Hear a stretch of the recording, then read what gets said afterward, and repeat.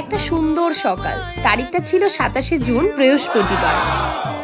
বাড়িতে তখন অলরেডি সবাই কাজ শুরু করে দিয়েছে। এদিকে মামা বাড়ি থেকে আমার দাদু ভাইও চলে এসেছে, তার জন্য তো খুব আনন্দ হচ্ছে। সকালে পুজো সেরে সবার জন্য মিষ্টি এনে সবকিছু কমপ্লিট আমাদের। আজকে কি ছিল জানো তো?